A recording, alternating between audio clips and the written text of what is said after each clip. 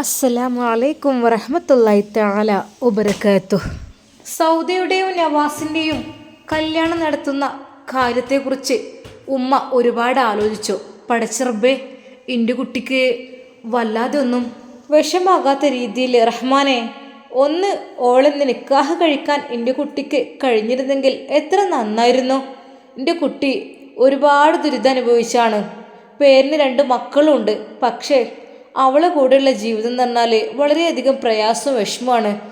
സൗദൻ്റെ കാര്യത്തിൽ സമ്മതം കിട്ടുകയാണെങ്കിൽ എൻ്റെ കുട്ടിക്ക് പെട്ടെന്ന് തന്നെ റബ്ബേ അതൊക്കെ ഒന്ന് ശരിയാക്കാമായിരുന്നു. ഉമ്മ അതാണ് ആ പരിശുദ്ധമായ ഭൂമിയിൽ നിന്നും ദുആ ചെയ്യുന്നത്. ഷമ്മാസിനോട് കാര്യങ്ങളൊക്കെ ഒന്ന് പറയണം. മോനെ മോനെ ഷമ്മാസ്. ഉമ്മ എന്താ ഉമ്മ വിളിച്ചത്?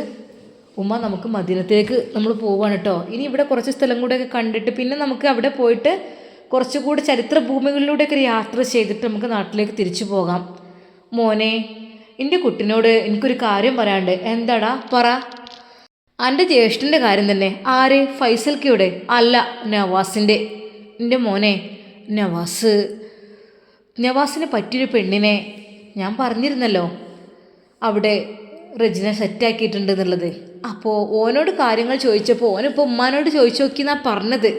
കാര്യങ്ങളൊക്കെ വേഗം ഒന്ന് എന്തെൻ്റെ കുട്ടീൻ്റെ അഭിപ്രായം? ഉമ്മ, ഞാൻ എന്ത് അഭിപ്രായപ്പെടാനാണ്? ഇക്കാക്ക് ഇഷ്ടപ്പെട്ടെങ്കിൽ, ഇക്കാക്ക് നല്ലൊരു ജീവിതം ആഗ്രഹിക്കുന്നുണ്ടെങ്കിൽ അതായിരിക്കും നല്ലത്.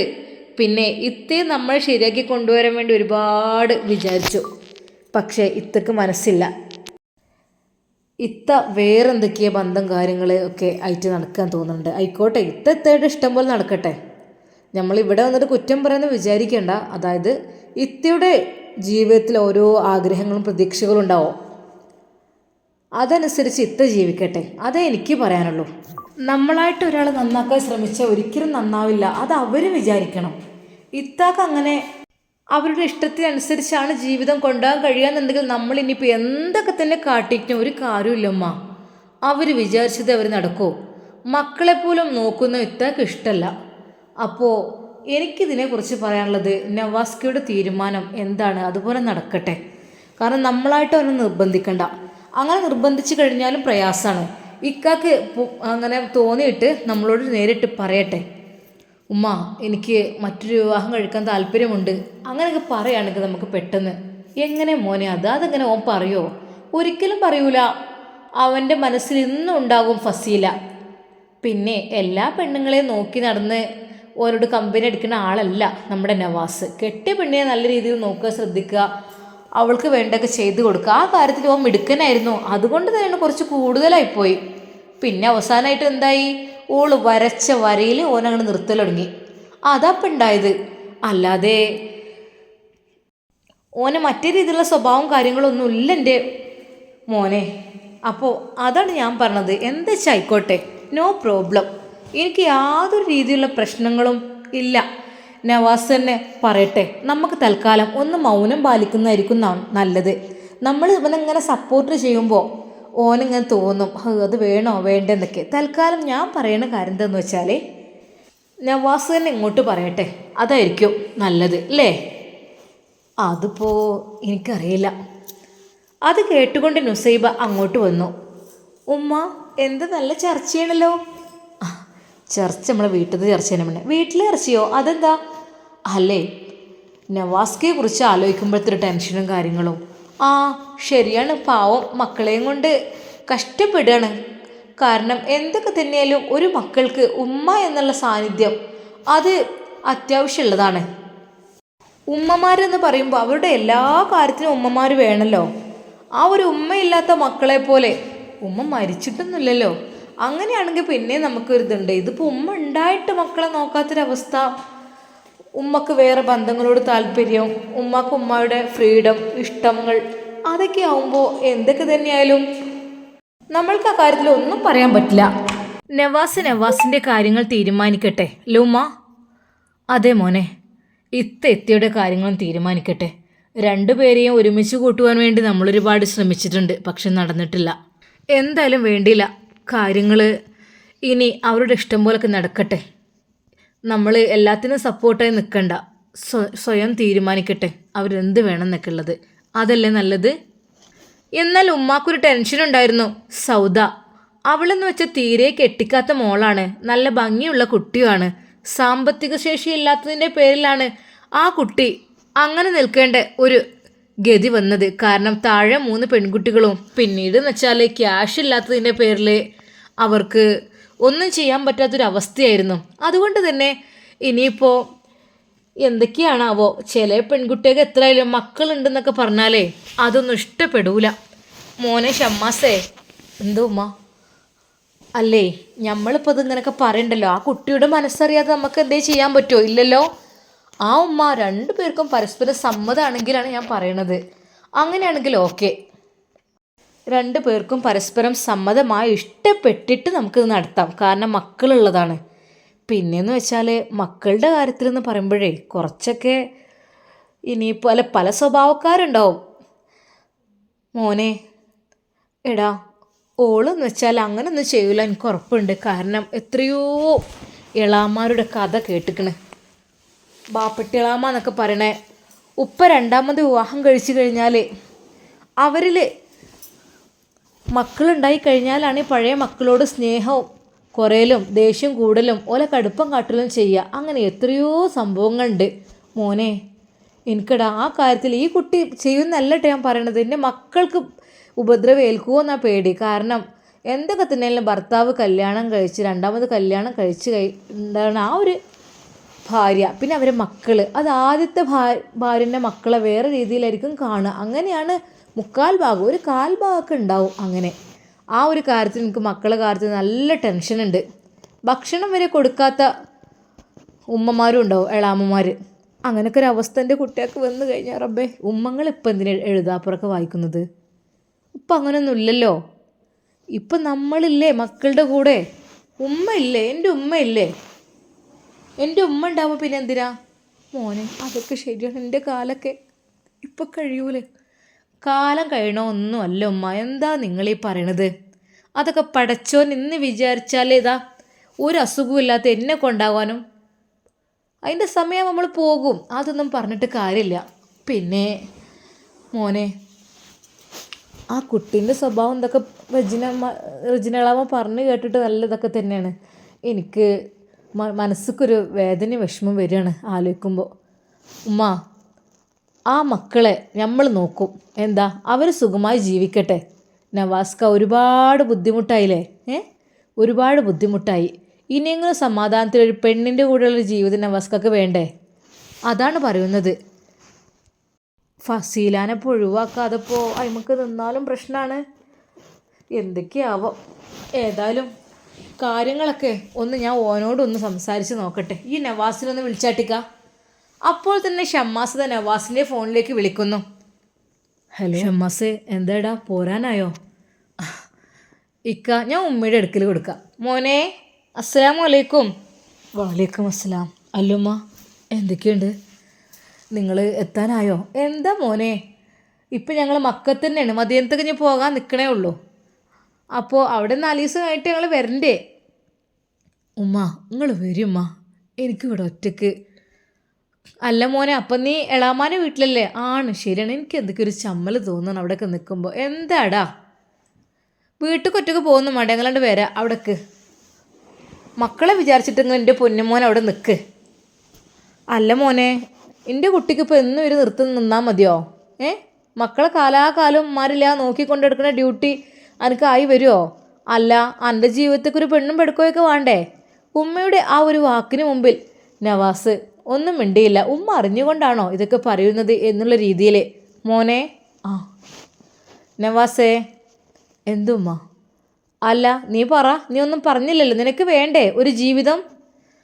ഉമ്മ, ഇൻഷാ അല്ലാ എൻ്റെ ഉമ്മ എന്താ പറയണത് അതിനനുസരിച്ച് ഞാൻ നിൽക്കും. എൻ്റെ പൊന്നു മോനെ, എല്ലാത്തിനും ഉമ്മാൻ്റെ മേത്തേക്ക് ഈടല്ലേ. എൻ്റെ വാക്ക് ശരി, എൻ്റെ വാക്കിന് വില കൽപ്പിക്കുന്ന ആളാണ് ഈ. എൻ്റെ നന്മ മാത്രമേ ഞാൻ ഉദ്ദേശിക്കുന്നുള്ളൂ.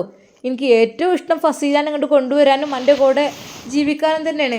പക്ഷേ അവൾ അതിന് തയ്യാറല്ലാത്ത സ്ഥിതിക്ക് അത് വേണ്ടുമ്മ, ഇനി നടക്കില്ല. എൻ്റെ കുട്ടിക്ക് പറ്റ വെറുത്തിക്കണല്ലേ ഉമ്മ, എങ്ങനെ വെറുക്കാതിരിക്കും? വേണ്ട, നീ വിഷമിക്കണ്ട. എൻ്റെ കുട്ടിക്ക് നല്ലൊരു പെൺകുട്ടിനെ പഠിച്ചോന്ന് തരട്ടെ എന്ന് കണ്ണീരോട് കൂടിയാണ് ഈ പരിശുദ്ധമായ ഭൂമിയിൽ നിന്ന് ഞാൻ ദുആ ചെയ്യുന്നത്. എൻ്റെ 2 മക്കൾക്കും അങ്ങനെ തന്നെ. ഫൈസൽ പിന്നെ അങ്ങനെയൊക്കെ എൻ്റെ കുട്ടി എന്ത് തെറ്റ് ചെയ്തിട്ടാ? എൻ്റെ നവാസ് എന്ന് വെച്ചാൽ എത്ര നല്ല നീറ്റിൽ നിൽക്കണ മോനാണ്, എന്നിട്ട് പോലും എനിക്ക് വന്നൊരിത്. സാരല്ല, എന്തപ്പോൾ ചെയ്യാം. എൻ്റെ പൊന്നുമോനെ വിഷമിക്കണ്ട. റെജിന എളാമ പറഞ്ഞ കാര്യം എന്താ, എൻ്റെ കുട്ടിക്ക് താല്പര്യം ഉണ്ടെങ്കിൽ അത് ഉമ്മ വരി എന്നിട്ട് നടക്കുള്ളൂ. അല്ലാതെ എൻ്റെ കുട്ടിക്ക് ഇഷ്ടക്കേടൊന്നുമില്ലല്ലോ. എന്താ ഞാൻ പറയാം, നിങ്ങളുടെ ഇഷ്ടമാണ് എൻ്റെ ഇഷ്ടം, ഞാൻ പറഞ്ഞില്ലേ. ആയിക്കോട്ടെ. എന്നാലേ റെജിന കാര്യങ്ങളൊക്കെ എന്നോട് പറഞ്ഞിട്ടുള്ളത് നല്ല പെൺകുട്ടിയാണ്. ഈ കണ്ടിട്ടുണ്ടോ? ഞാൻ മുഖത്തൊക്കൊന്നും ശരിക്കും ശ്രദ്ധിച്ചിട്ടില്ല. നിൻ്റെ കുട്ടീനെ എടുക്കാൻ വരുന്നുണ്ടെന്നോ, കുട്ടികളായിട്ട് നല്ല സ്വഭാവമാണെന്നോ അങ്ങനെയൊക്കെയാണ് പറഞ്ഞു കേട്ടത്. അതൊക്കെ ശരി തന്നെ ആയിരിക്കാം. പക്ഷെ എൻ്റെ മക്കൾ കഷ്ടപ്പെടുന്നുള്ളൊരു വേദന എനിക്ക് നല്ല രീതിയിലുണ്ട്. അതുകൊണ്ട് തന്നെയാണ് വിവാഹത്തിനോട് എനിക്ക് തീരെ താല്പര്യമില്ലാത്തതും. അല്ല പിന്നെ അങ്ങനെ ജീവിച്ചാൽ മതി, എനിക്കൊരു ജീവിതം ഒന്നും വേണ്ടേ? കാലാകാലം മക്കളെ നോക്കി നിന്നാൽ മതി. എൻ്റെ നവാസേ, ഈ എൻ്റെ മോനാണ്, എനിക്ക് കഴിയുമ്പോൾ വേദന ഉണ്ട്. എനിക്കില്ലാത്ത കാര്യമാക്കണ്ട, എനിക്കുണ്ടേ, എനിക്ക് നല്ല വേദന ഉണ്ട് അയിമൽ. വരി എന്നിട്ട് തീരുമാനിക്കാം. മോനെ ആയിക്കോട്ടെ, എന്നാൽ ശരി. പിന്നെ എൻ്റെ കുട്ടിക്ക് സുഖമല്ല, കുഴപ്പമൊന്നുമില്ലല്ലോ? ഇല്ല. മക്കളൊക്കെ ശ്രദ്ധിക്കട്ടോ. പെട്ടെന്ന് വരിട്ടുമ്മ. ഓനക്ക് അവിടെ നിന്നിട്ട് പൊറുതിയേടാണ്ടാവും, അതാണ് അല്ലേ? എന്നാൽ ശരി, അസ്സലാമു അലൈക്കും. എന്തൊക്കെ തന്നെയായാലും നവാസ് എന്തൊക്കെയോ പറഞ്ഞൊപ്പിച്ച് ഫോൺ കട്ട് ചെയ്തു. പൊതുവേ സംസാരിക്കാനൊക്കെ ഒരു മടിയുള്ള കൂട്ടത്തിൽ തന്നെയാണ് നവാസ്. ഷമ്മാസൊക്കെ ആണെങ്കിൽ എല്ലാവരോടും തുറന്നു പറഞ്ഞ് സംസാരിച്ച് നല്ലൊരു സ്വഭാവ ഗുണമുള്ള ആളാണ്. നവാസിന് കുറച്ച് നാണം കുണങ്ങി കൂടിയാണ് നവാസ്. ഫൈസലിനാണെങ്കിൽ ആ ഒരു സംഭവമേ ഇല്ല താനും. നവാസ് ഫോൺ വിളിക്കുമ്പോൾ എളാമ അത് കേൾക്കുന്നു. മോനെ നവാസേ. ആരെ വിളിച്ചത്? ഉമ്മയാണ്. എന്താ പറഞ്ഞു ഉമ്മ? പഠിച്ചോനെ, ഉമ്മക്ക് ഇപ്പോൾ അവിടെ നിൽക്കപ്പുറത്തി ഉണ്ടാവില്ല അല്ലേ? ഉമ്മ കാര്യങ്ങളൊക്കെ ഇങ്ങനെ സംസാരിച്ചു. എടാ ഇതിനെക്കുറിച്ച് ഉമ്മ എന്നോട് പറഞ്ഞു. അല്ല, എൻ്റെ നവാസിന് എന്തെങ്കിലും ഇഷ്ടക്കേട് കാര്യങ്ങളുണ്ടോ? ഇനിയിപ്പോൾ ആ പെണ്ണിൻ്റെ അവിടെ നമുക്ക് ചോദിച്ചു നോക്കണം. അതായത് നമ്മൾ മക്കളൊക്കെ ഉള്ളതല്ലേ, അപ്പോൾ പിന്നെ ചില കുട്ടികൾക്ക് അങ്ങനെ ഒരു താല്പര്യക്കുറവൊക്കെ ഉണ്ടെങ്കിലോ? അല്ല എളാമ. അതിനെന്താടാ, ഉമ്മ വിളിച്ചോ? പിന്നെ എന്തായാലും വേണ്ടില്ല, എനിക്ക് എൻ്റെ മക്കളൊന്ന് സുരക്ഷിതമായാൽ മതി. മക്കളുടെ കാര്യത്തിൽ എനിക്ക് നോക്കാൻ ആളുണ്ടായാൽ മതി. വേറെ ഒന്നും ഞാൻ ആഗ്രഹിക്കണില്ല എൻ്റെ എളാമ, സത്യമായിട്ടും. മക്കളെക്കുറിച്ച് പറയുമ്പോൾ അവന് ശരിക്കും ടെൻഷനുണ്ടായിരുന്നു. കാര്യങ്ങൾ സൗദിയോട് ഞാൻ ചോദിക്കാം, ഓരോ ഉമ്മാനോടൊക്കെ ചോദിച്ചിട്ട് കാര്യങ്ങളൊക്കെ പറഞ്ഞിട്ട് വരാം കേട്ടോ മോനെ. മക്കളെ പറ്റിയൊന്നൊക്കെ നമുക്ക് ചോദിച്ചറിഞ്ഞിട്ട് തന്നെ ഇതാക്കാം. അങ്ങനെ അതാ റെജിന എളാമ അവരുടെ വീട്ടിലേക്ക് പുറപ്പെടുന്നു. മോനെ ഷാമോനെ തൊള്ളിയുള്ളൂ. നവാസേ പോയിട്ട് വരട്ടാ. മക്കളെ നിങ്ങളുണ്ടോ? അപ്പോൾ പോകുമെന്ന് പറഞ്ഞപ്പോൾ മക്കൾ വരുന്നുണ്ടല്ലേ? ചെറിയ മോനെ എളാമ എടുത്തു. നവാസിൻ്റെ പെൺകുട്ടി എളാമയുടെ കൂടെ നടക്കുകയും ചെയ്യുന്നുണ്ട്. ദൂരെ നിന്നും അവരത് കാണുന്നു. അല്ലാ, റെജിനത്തി മക്കളൊക്കെ അത് വരുന്നേ തന്നെ. എന്താവോ എടി, ഇവിടെയൊക്കെ ഒന്ന് വൃത്തിയാക്കി ഒതുക്കി വെച്ചുകൂടി, ഇവരൊക്കെ വരുന്നുണ്ട്. എന്താ റെജിനത്താൻ നമ്മൾ എപ്പോഴും കാണണല്ലേ? ശരിയാണ്. എന്നാലിപ്പോൾ നമ്മളെ വീട്ടിലേക്ക് വരുമ്പോൾ റെജിനത്തും മക്കളും വരുന്നത് കണ്ട് അവരെല്ലാവരും മക്കളെ വരി, കയറിക്കോളി, ഇത്താ വരി, ഇരിക്കൊന്നും വേണ്ട മക്കളെ. നമ്മളിപ്പോൾ ഏതായാലും കുറേ കാലമായിട്ട് അയൽവാസികൾ തന്നെയാണ് അല്ലേ? അയൽവാസികൾ എന്ന് വെച്ചാൽ ചെറിയൊരു ബന്ധമൊന്നല്ല നമ്മൾ തമ്മിലുള്ളത്. ശരിയാണ്, നിങ്ങളൊക്കെ അവിടെ ഉണ്ടായിട്ടില്ല ഞങ്ങൾ ഇത്ര റാഹത്തായിട്ട് ഇവിടെ കഴിഞ്ഞു പോണത്. ഉമ്മ ദയോടെ പറഞ്ഞു. റെജിയെ, എനിക്കിടി ഞാൻ ഇവരോട് എപ്പോഴും പറയും, റെജിയും കുടുംബം അവിടെ ഉണ്ടായതുകൊണ്ട് നമ്മൾ കഴിച്ചിലായിരുന്നു. കാരണം എന്തെങ്കിലുമൊക്കെ ഉണ്ടെങ്കിലും സ്പെഷ്യലായിട്ട് വാങ്ങുകയാണെങ്കിലും പൈസ ആയിട്ടും ഒക്കെ ഞങ്ങൾ നല്ലോണം സഹായിക്കലുണ്ട് നിങ്ങൾ. അങ്ങനെയൊന്നും പറയില്ല നിങ്ങളെ. അതൊക്കെ എന്ന് വെച്ചാൽ അപ്പോൾ നമ്മൾ സ്വന്തം അയൽവാസികൾ സ്വന്തം വീട്ടുകാരെ പോലെ തന്നെ അല്ലേ? നിങ്ങൾ അതിനെക്കുറിച്ചൊന്നും പറയില്ലേ? അതൊക്കെ കഴിഞ്ഞു പോയതല്ലേ? അല്ലേ, കാര്യമാണ് ഞാൻ പറയണത്. ചില സമയത്ത് ഇവിടെ ഒരു ഇറച്ചി മീനൊന്നും കൂട്ടാൻ വാങ്ങാത്ത ദിവസങ്ങളൊക്കെ ഉണ്ടാകാറുണ്ട്. ആ നേരത്തൊക്കെ ഈ ചിലപ്പോൾ 2 അയിലായിട്ടും കുറച്ച് മത്തിയായിട്ടും എന്തെങ്കിലുമൊക്കെ വാങ്ങിയത് ഇങ്ങോട്ട് കൊടുത്തേക്കുമല്ലോ. അതൊക്കെ കിട്ടുമ്പോൾ വല്ലാത്തൊരു റാഹത്താണ്. പിന്നെയെന്ന് വെച്ചാൽ എല്ലാ ആവശ്യത്തിനും തന്നെ കുടുങ്ങിയ നേരത്ത് പൈസ തരാനും എല്ലാത്തിനും നിങ്ങളുണ്ടല്ലോ. അപ്പോൾ ഞങ്ങളിങ്ങനെ വിചാരിക്കും, നിങ്ങൾ ആ കാര്യത്തിലൊന്നും ഇനി വിഷമിക്കല്ലേ. ഞാനിപ്പോൾ 4 പെൺമക്കളല്ലേ, അതിലൊരു പെൺകുട്ടിക്കെങ്കിലും ഒരു ജീവിതം കൊടുക്കാൻ കഴിഞ്ഞെങ്കിൽ വിചാരിച്ചാണ് ഞാൻ കാത്തു നിൽക്കുന്നത്. നിങ്ങൾ കാര്യമായിട്ടൊന്ന് ആലോചിച്ച് നോക്കി താത്ത. അതിനെക്കുറിച്ച് കറക്റ്റായിട്ട് നമുക്കൊരു ഡീറ്റെയിൽസും കാര്യങ്ങളും കിട്ടുക, നമുക്ക് എന്തെങ്കിലുമൊക്കെ ഒന്ന് ചെയ്യാം. കാരണം പൊന്നാര താത്ത ഒന്ന് ഇങ്ങോട്ട് വന്നാണേ. അങ്ങനെ അതാ സൗദയുടെ ഉമ്മയെ വിളിച്ചുകൊണ്ട് റജിനത്ത അപ്പുറത്തേക്ക് പോകുന്നു. അതെ, ഏട്ടത്തിൻ്റെ മോൻ നവാസിനെ കൊണ്ടുള്ള കല്യാണ ആലോചനയാണ്. കാര്യങ്ങളൊക്കെ ശരിയാണ്, പക്ഷെ പെൺകുട്ടീനെ കെട്ടിച്ചിട്ടില്ല. തീരെ കെട്ടിക്കാത്ത പെൺകുട്ടിയാണ്. നവാസിനാണെങ്കിൽ 2 മക്കളുണ്ട്. പക്ഷെ ഓളെ ഭാര്യനായിട്ടുള്ള ബന്ധം കാര്യമൊക്കെ എന്നോ വിട്ടിക്കണം. മക്കളൊക്കെ ഉണ്ടായി പോകുന്നേ ഉള്ളൂ. അതൊക്കെ മക്കളാൻ പണിയൊന്നുമില്ലല്ലോ. അങ്ങനെ കഴിക്കണ്. അപ്പം പിന്നെ ഞാൻ പറയാനുള്ളത്, ഈ 2 മക്കളുണ്ട് നവാസിന്. അങ്ങനത്തെ സ്ഥിതിക്ക് ഈ സൗദ എന്ന് പറഞ്ഞ നിങ്ങളെ മോൾക്ക് എന്തെങ്കിലും വിഷമം പ്രയാസമുണ്ടോ, മക്കൾ ഉണ്ടായതുകൊണ്ടുള്ള കാര്യങ്ങളുണ്ടോ, അതൊന്ന് നിങ്ങൾ ഫസ്റ്റ് ചോദിച്ച് നോക്കണം. കാരണം കെട്ടിക്കാത്ത പെൺകുട്ടിയല്ലേ, അവർക്ക് ഉൾക്കൊള്ളാൻ കഴിയൂല ചിലവൾക്കേ. അതുകൊണ്ടാണ്. അത് സാരമില്ല, 10-23 വയസ്സായില്ലേ. ഇനിയിപ്പോൾ എന്താ, ഇളയറ്റങ്ങളൊക്കെ കെട്ടിക്കേണ്ട പ്രായമായി. കെട്ടിച്ചാത്ത ആണുങ്ങളെ തന്നെ കെട്ടാത്ത ആണുങ്ങളെ കിട്ടണം എന്ന് വെച്ച് വാശി പിടിച്ച് തന്നപ്പോൾ കഴിയൂലല്ലോ. ഞാൻ അതല്ല ചോദിക്കണത്. കാരണം നമ്മളൊരു ബന്ധത്തിന് വേണ്ടി നിൽക്കുകയാണ്.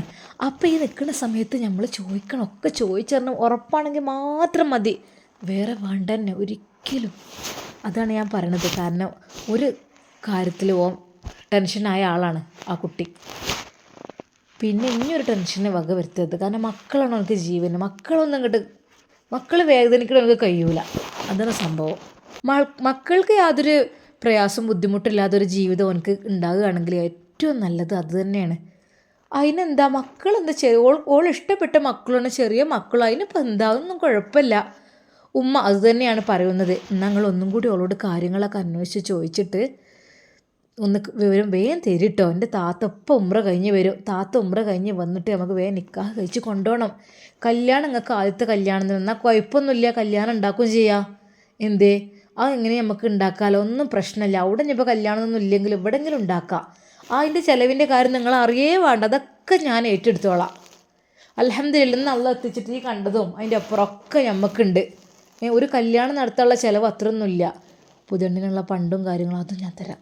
അതിപ്പോൾ ഈ റെജിനാണ് ഞാൻ ഈ പറയണത്. എൻ്റെ താത്താക്ക് വേണ്ടിയിട്ടാണ് ഈ മരുവൾ. എൻ്റെ താത്താൻ്റെ കുട്ടി എന്ന് വെച്ചാൽ ഞങ്ങൾ അങ്ങനെ ജീവനായിരുന്നു ഞങ്ങളെ മോന്. അതുകൊണ്ടാണ് ഞാൻ പറയണത്. അതുകൊണ്ട് നിങ്ങൾ കാര്യങ്ങളൊക്കെ വേഗം ഒന്ന് പറഞ്ഞ് സെറ്റായിക്കാണ്ട് വേഗം ഒന്ന് ഒരു മറുപടി തരിട്ടാ. അന്ന് തന്നെ ഉമ്മ അതാ സൗദിയെ വിളിക്കുന്നു. സൗദ മോളെ, റെജിന താത്ത ഇപ്പം എന്തിനാ വന്നത് എനിക്കറിയോ? ഇല്ലുമ്മ, എന്താ? കാര്യങ്ങൾ പറയാനാണ്. എന്ത്? അതെ, ഓരോ ഏട്ടത്തിൻ്റെ മോൻ നവാസ്, 2 മക്കൾ. എനിക്കറിയില്ല മക്കളെ, നീ എപ്പോഴും കൊഞ്ചിക്കണം. ആ മക്കളെ, ആ ശരി. ഓൻ്റെ വൈഫിൻ്റെ കാര്യത്തിൽ കുറച്ച് പ്രശ്നം പ്രയാസമൊക്കെ ആണെന്ന് ഞാൻ പറഞ്ഞിരുന്നല്ലോ. അപ്പോൾ റെജിനത്തെ ചോദിച്ചത് മക്കളുള്ള നവാസിനെ കെട്ടാൻ കല്യാണം കഴിക്കാൻ തയ്യാറാണോ എന്നാണ് ചോദിക്കണത്. അത് കേട്ട് അവൾ ശരിക്കും വന്ന് ഞെട്ടി. അവൾക്ക് എന്തുത്തരം പറയണം എന്ന് അറിയുന്നില്ല. ഉമ്മ, അത് എന്താ മോളെ, എനിക്ക് എന്തുണ്ടെങ്കിലും തുറന്ന് പറയാം. വേണമെന്നുണ്ടെങ്കിൽ വേണം എന്ന് പറയാം, വേണ്ടെന്നുണ്ടെങ്കിൽ വേണ്ടെന്ന് പറയാം. ആ രണ്ടിലൊന്നും ഉറപ്പിക്കാതെ ഒരു കാരണം എന്നെ ഇഷ്ടപ്പെട്ട് എല്ലാവർക്കും നല്ലോണം പറ്റി നിൽക്കുകയാണ്. ഇപ്പം നവാസിനും കുഴപ്പമൊന്നുമില്ല. കാരണം ഓനും എൻ്റെ ജീവിതത്തിൽ നല്ലൊരു ജീവിതം ഉണ്ടായിട്ടില്ല. മക്കളായതേ ഉള്ളൂ. ഓളെ സ്വഭാവം കാര്യങ്ങളൊക്കെ അങ്ങനെ ആയിട്ട്. അപ്പോൾ ഒരു പാവപ്പെട്ടൊരു പെൺകുട്ടിയാണ് ഓൻ എപ്പോഴും വിചാരിക്കുന്നത്. ഉമ്മാക്കും അങ്ങനെ തന്നെ ഇഷ്ടം. ഉമ്മാക്ക് ഈ പൈസക്കാരി പെണ്ണുങ്ങളെ ഇഷ്ടമല്ല. കാരണം ഓൾക്ക് അഹങ്കാരം, ജാട, ഫസീലാക്ക് ഉള്ള പോലെയൊക്കെയാണെന്നൊക്കെ ഒരു പറയണത്. അതൊന്നും വിഷയമല്ല, നമുക്ക് ഒക്കെ പോട്ടെ. അപ്പോൾ എൻ്റെ കുട്ടിക്ക് കാര്യങ്ങൾ മനസ്സിലായല്ലോ ഉമ്മ പറഞ്ഞേ. അതായത് മക്കളുണ്ട്, സ്വീകരിക്കാൻ തയ്യാറാണെങ്കിൽ ഈ ഇപ്പം തന്നെ സ്വീകരിക്കണം. അതല്ല മക്കളില്ലാത്തതുമാണെന്നുണ്ടെങ്കിൽ അങ്ങനെയുള്ളവർക്കും പ്രായം കൂടും, പക്ഷെ എന്തേ പ്രശ്നം ഉണ്ടാവും. ഇതൊരു പ്രശ്നമില്ലാത്ത ജീവിതമാണോ ഇത്. ആ ഉമ്മയൊക്കെ നല്ലൊരു തങ്കപ്പെട്ട ഉമ്മയാണ്. അപ്പോൾ ആ പാവപ്പെട്ട കുട്ടീനെയൊക്കെ കല്യാണം കഴിപ്പിച്ച് തിരിച്ചിരുത്തിയില്ലേ, ആയത്തോനെ ഒഴിവാക്കിയപ്പോൾ അങ്ങനെയൊക്കെ ചെയ്യണ താത്തയാണ്. അപ്പോൾ എൻ്റെ പൊന്നു മോളോട് എനിക്ക് പറയാനുള്ളത്, എനിക്ക് രണ്ടിലൊന്നും തീരുമാനിക്കാം. മക്കളുള്ളതിനെ വേണമെന്നുണ്ടെങ്കിൽ ഓക്കെ, കല്യാണം ഇപ്പോൾ റെഡിയാണ്. അതല്ല പിന്നെ നമ്മൾ തിരഞ്ഞായി വരുമ്പോഴത്തേനൊക്കെ അപ്പോൾ സാമ്പത്തികം ഒക്കുമല്ലോ. ഇത് പറഞ്ഞാൽ ഇവരെല്ലാത്തിനും റെഡിയായി നമുക്കുള്ള പണ്ടും പൈസയും കല്യാണ ചിലവും ഒക്കെ നടത്താമെന്ന് ഇവർ ഏറ്റെടുത്തിക്കണേ. അപ്പോൾ അത് മക്കളെ കാര്യമൊന്ന് പറയണമെന്നാണ് ഈ പറഞ്ഞത്. ഉമ്മ, ഉപ്പയോട് ചോദിച്ചോളൂ. ഉപ്പയ്ക്കും ഉമ്മക്കും സമ്മതമാണെങ്കിൽ എനിക്കും സമ്മതമാണ്. സൗദയുടെ ആ മറുപടി കേട്ട് ഉമ്മയുടെ കണ്ണുകൾ നിറഞ്ഞു. ഉമ്മ അവളെ നെഞ്ചോട് ചേർത്ത് കരഞ്ഞു. മോളെ, ഉമ്മാനോട് ഉപ്പാനോട് ക്ഷമിക്കണം എൻ്റെ കുട്ടി. അതായത് കല്യാണം കഴിക്കാത്ത കുട്ടികളെ കെട്ടിക്കാനൊക്കെയാണ് താല്പര്യം. പക്ഷേ നമുക്കിടയിലുള്ള സാമ്പത്തികമില്ല. ഉമ്മ, അതിനെന്താ, കുഴപ്പമില്ലല്ലോ. മക്കളുണ്ടായെന്ന് വിചാരിച്ചിട്ടെന്താ? അതൊന്നും കുഴപ്പമില്ല. ഉമ്മാക്കും ഉപ്പാക്കും സമ്മതമാണെങ്കിൽ ഈ ഒരു ബന്ധത്തിന് എനിക്ക് താല്പര്യമാണ്. സൗദയുടെ ആ ഒരു സന്തോഷകരമായ വാക്ക് കേട്ട് ഉമ്മ ഒരു നിമിഷം അള്ളാഹുവിലേക്ക് കൈ ഉയർത്തിക്കൊണ്ട് പറഞ്ഞു, റബ്ബേ, അൽഹംദുലില്ലാ, അൽഹംദുലില്ലാ, അൽഹംദുലില്ലാ. പഠിച്ചോനെ, എൻ്റെ കുട്ടിയുടെ ജീവിതം നീ ഹൈറിലാക്കല്ലാ. ഈ കാര്യം നവാസിൻ്റെ ഷമ്മാസിൻ്റെക്ക് ഉമ്മ അറിയുമ്പോൾ എത്രമാത്രം അവർ സന്തോഷിക്കുന്നുണ്ടാകും. അവർ ഈ വിവരങ്ങളൊന്നും അറിഞ്ഞിട്ടേയില്ല സൗദിയുടെ സമ്മതം കിട്ടിയതെന്നും. ഇൻഷാ അല്ലാ അതിനെക്കുറിച്ച് ഉമ്മ അറിയുമ്പോൾ ഉമ്മയുടെ സന്തോഷം കാര്യങ്ങളും എത്രമാത്രം ഉണ്ടാകും.